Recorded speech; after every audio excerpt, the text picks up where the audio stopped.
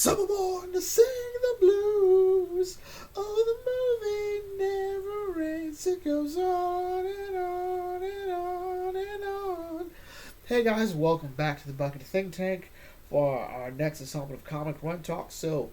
Um, we're on part 3. Alright, well, technically part 2, but this is chapter 3. So, it's weird. So I was going through which chapters I wanted to cover for this Yu-Gi-Oh! Comic Run Talk. Alright? And we decided to go with part 3 because, well, little kid in the back. Hanasaki is going to matter in another story, and there is something to be said about how this first series runs. So, pretty much the reason we skipped the second one was because it didn't really matter at the end of the day. Alright, I don't think anything matters going forward for that we can't just mention offhandedly. Granted, that Shadow game is also pretty weird. But anyway. The reason I want to talk about this one is because there's a fun little theme about the antagonist here. In a lot of ways, they're all going to build up to another character. Well, 2 more characters by the end of it. If I'm going through this correctly. I could be wrong, but whatever. So anyway. A big thing about the first series is hobbies. Alright, as much as it is games, it's about hobbies and interests, and the kind of people that do them, or rather, people that use their hobby for something other than its intended purpose. Alright? So, Duel 3 Heartbeat is going to be one of those. Alright, so, Yugi comes in, he's got his Millennium Puzzle, he's all set, and he starts every day like this. I hope something fun happens today. So he's getting on the bus, and he sees one of his classmates, Hanasaki, and he's surprised. He didn't know they rode the same bus. And Hanasaki is sort of, he looks like the American equivalent of Yugi. He pretty much is. Like, he sort of gets the same vibe. He's sort of easy to dismiss, hard to look at. He's a bit more withdrawn than Yugi. If you go through this story alone and then going into the other stories, yeah, he's an interesting sort of parallel to Yugi.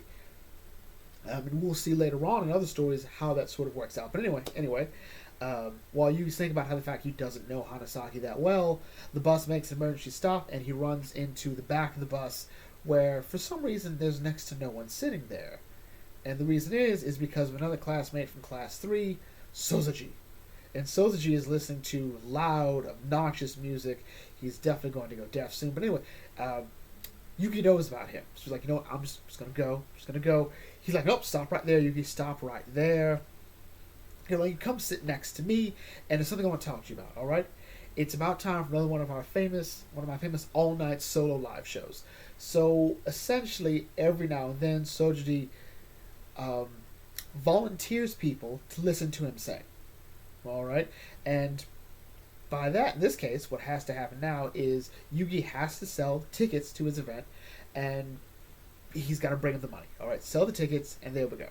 And according to Sojuji, it should be a great honor, you should be grateful you're doing it, and there we go. Alright, and if you don't, well, you know what's going to happen. In other words, more of Yugi's life altogether. So, Yugi at first like, okay, what am I going to do? First he thinks about maybe asking one of his friends for help, and they tend, like Joey especially thinks like something seems to be off with Yugi, but Yugi like, no, it's fine. Like, I could, but they're going to get involved, and it might be too big of a problem. Like, Joey might get hurt or harmed. The same thing with Tristan or Taya. Yeah, I can't Jinochi it. I can't. I'm not going to Honda it. I'm not going to Anzu it. I can't. I'm sorry. But anyway, so he's like, you know what? Fine.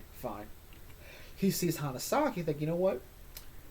I could sell at least one ticket to Hanasaki, alright? And he's like, you know what? He can't do it. He can't do it to Hanasaki. So he's like, you know what?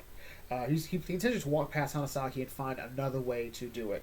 Alright, but then Hanasaki goes, hey, Yugi, would you like to buy this ticket? He's like,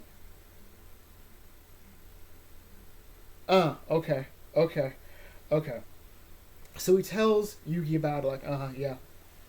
Yugi's pretending like he doesn't know anything about it. Yeah, okay. Alright. And turns out Hanasaki only has 5 tickets. And Yugi apparently has more. He's like, you know what, fine, how about this? I'll take the tickets, alright? I don't have any money, but I'll take them and I'll deal with selling them. Alright?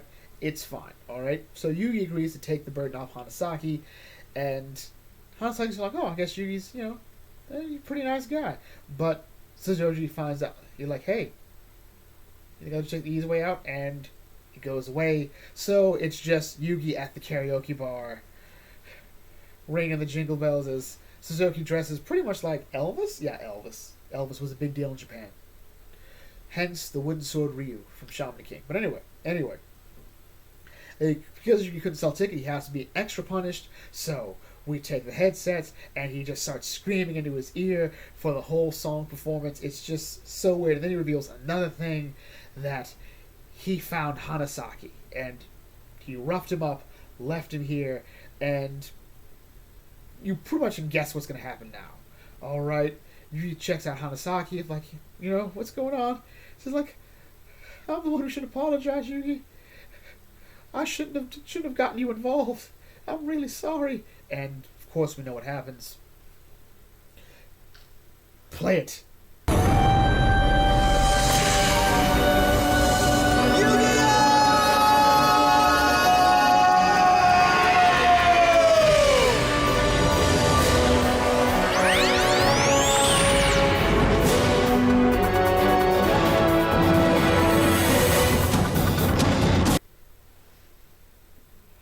And remember, Season 0 Yugi is unhinged. Alright, he will not forgive Sojuji for hurting his friend. It's like, you know what? Here's what's going to happen. Alright? First of all, are you a coward? And Sojuji's like, I'm sorry, what? Pardon? Like, if you aren't, then you shouldn't have a problem playing a little game with me. You're like, a shadow game. Like, what is it? What is going on? What is going on? So anyway. So, we take... the game is going to be called Sound Pyro. That's French for clown. So Sound Clown. Or by strange coincidence, there are two of them right here in this room, which is weird, I guess. I don't know. Apparently they were purchased at the Kami Game Store, so you just happen to have them on him. But anyway. So, if you make a noise, the sensor reacts and starts dancing. The rules of the game are, after the signal starts, neither of them are to make a noise. Alright? And must keep perfectly silent.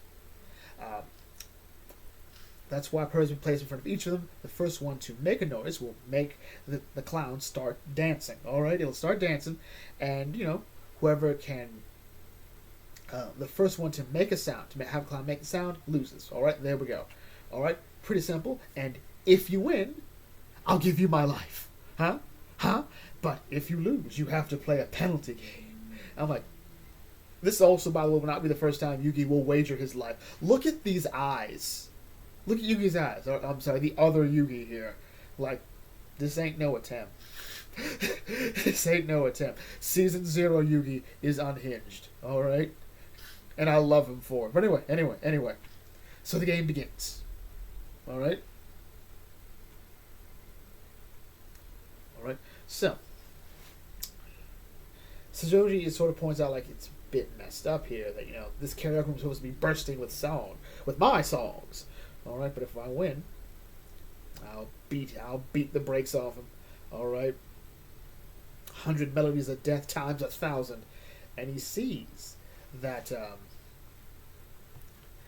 he sees something interesting, that on Yugi's drink is the plug to the headset. Alright, so when it falls eventually, the clown will start dancing. Alright? And he's like, then I'm gonna win, so I just gotta wait for it to fall.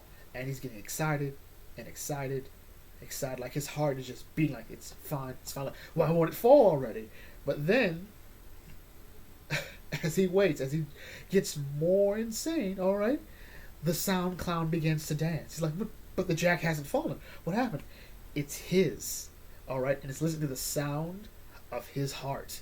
Because he cranked the volume up to max, and he kept the microphone next to his heart like a, like a dumbass, alright? And so, like, yeah, look at that. Your heartbeat led to it. And again, this is the nature of a shadow game. The true heart is revealed. Alright? And so he gets the penalty game.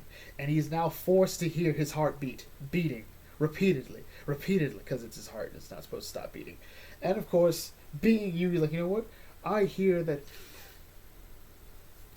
rock music has 8 beats. It comes from the basic rhythm of the heart that stimulates a person. Alright? From now on, you can just hear the beating of your heart. Your telltale heart. And, Yugi takes Hanasaki out, and that's how the story ends. Ultimately, Heartbeat is short, sweet, and to the point, but there is something interesting about it. Outside of Hanasaki, who we'll see later on in another story, was an interesting parallel to Yugi, but the whole concept of games and hobbies is used here too. Soji's hobby is karaoke. He sings with it, but he thinks it makes him better than everybody else, and everyone else has to enjoy it. Everyone else to enjoy him doing it. It's not everyone else has to participate. It's no everyone has to enjoy him. Alright? An interesting parallel to Yugi is Yugi doesn't force any of his hobbies on anybody. It's like, hey, if you'd like to play, I'd like it if you played. If you don't want to, there we go. It's my problem. Alright? And he'll gladly play by himself. Soji and a lot of other bullies here will sort of weaponize their hobbies and interests to sort of use, sort of laud their authority over everyone else, or their interest and their knowledge of it over other people. And that'll play a role going forward, and again, it'll lead to at least two other characters who we'll see more. One who we'll see in this series, and one who we'll see later on, who I think may be one of the most important antagonists in the series. But anyway, that is Duel 3 Heartbeat. Another fun story. It's one thing I can't quite understand is how tall is Hanasaki? He looks like he's just short of Yugi, but if we just subtract Yugi's hair, they're probably the same height. Also, I'm pretty sure Hanasaki might.